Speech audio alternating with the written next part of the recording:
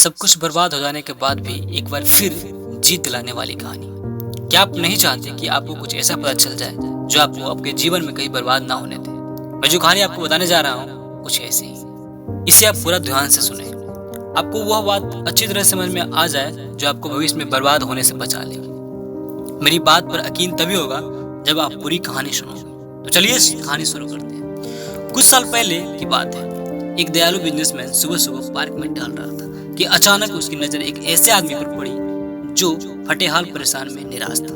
उसे देखकर उस दयालु बिजनेसमैन को दया आ गई। वो उसके करीब गया और उसकी परेशानी पूछी तो उसने रोते हुए कहा, मैं अब जीना नहीं चाहता, अब मैं मर जाना चाहता हूँ। उस दयालु बिजनेसमैन ने दोबारा पूछा, आखिर तुम मरना क्यों चाहते हो? ऐसा क्या हो गया कि तुम जीना नहीं चाहते?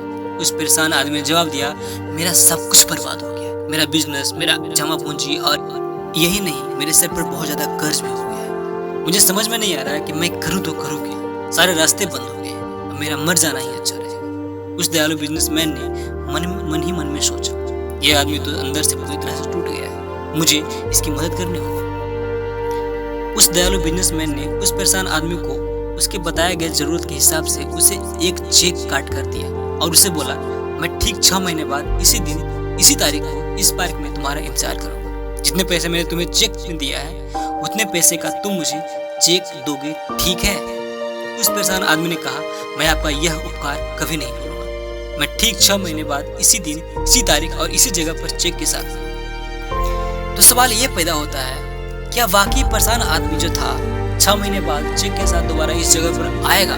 चलिए आगे जानते हैं। दयालु बिजनेसमैन और परेशान आदमी दोनों अपनी अपनी मंजिल की ओर चलते हैं। परेशान आदमी अब परेशान नहीं था, वह खुश था क्योंकि उसके पास इतने पैसे का चेक था जिससे वह अपनी सारी परेशानी दूर कर सकता था।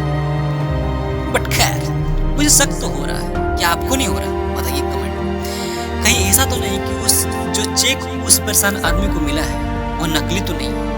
कोई बिना जरूरत के किसी को इतना सारा पैसा कैसे दे सकता है? चलिए कहानी में आगे चलते हैं। जब चेक बजाने की बारी आई तो उस परेशान आदमी ने खुद को समझना शुरू किया, मैं इस चेक को नहीं बजाऊंगा, सुरक्षित तरीके से अलमारी में रख देता हूँ और एक बार फिर से पूरे जोश के साथ बर्बाद हुए बिजनेस को खड़ा करने का प्रयास करता हूँ। अगर नहीं हो पाया तो चेक अलमारी में ही रहेगा, इसे बजा कर मैं अपनी सारा कर्जा उतार दूंगा। उस परेशान आदमी ने चेक को अलमारी में रखकर एक बार फिर पूरे जोश के साथ अपने बर्बाद हुए बिजनेस को खड़ा करने में लग गया।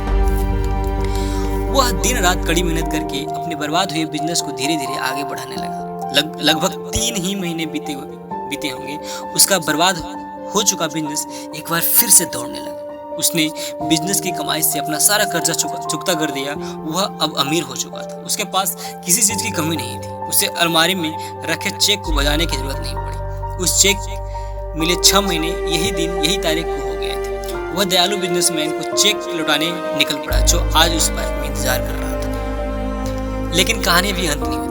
उस दयालु बिजनेसमैन ने उस परेशान आदमी जो अभी अमीर हो चुका है, उसे ऐसी क्या बात कह देगी कि उसके पैरों तले जमीन खिसक गई। चलिए कहानी में आगे जानते हैं। जो आप सोच रहे होंगे शायद वो भी सही हो सकता है। एक पल के लिए दयालु बिजनेसमैन उस परेशान आदमी को सूट बूट में देखकर पहचान नहीं पाया। जब वो परेशान आदमी उस दयालु बिजनेसमैन के पास आया तो वो उसे अच्छी तरह से पहचान लिया। परेशान आदमी जो था अब अमीर हो चुका था। उसे अपनी दयालु बिजनेसमैन को चेक लौटाते हुए कहा, मुझे इसकी कभी जरूरत नहीं पड़ी। दयालु बिजनेसमैन ने कहा, वैसे यह चेक किसी काम का नहीं, यह नकली चेक है। मैंने तुम्हें इसे सिर्फ 2 पल की जिंदगी और मिल जाए इसके लिए दिया था। जब यह बात उस परेशान आदमी ने सुनी जो अब अमीर हो चुका था तो उसके पैरों तले जमीन खिसक गई। यह सोचकर हैरान था कि वह खुद पर विश्वास करके प्रयास न किया होता तो आज उसका क्या होता। सोचो, खुद पर विश्वास और लगातार प्रयास से बर्बाद हुए जीवन को भी एक बार सफल बनाया जा सकता है। मैं आशा करता हूँ कि आपको इंस्पिरेशनल स्टोरी